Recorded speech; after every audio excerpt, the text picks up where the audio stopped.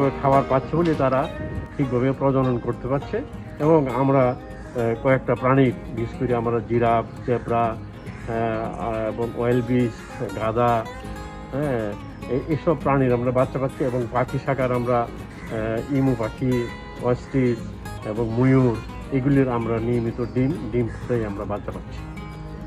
Corona কারণে বন্ধ থাকায়, দর্শনার্থী না থাকাতে আমাদের প্রাণীগুলি এখন আগের চেয়ে অনেক ভালো হচ্ছে। তারা খাদার চতুর্দিকে ঘোরাফেরা করছে।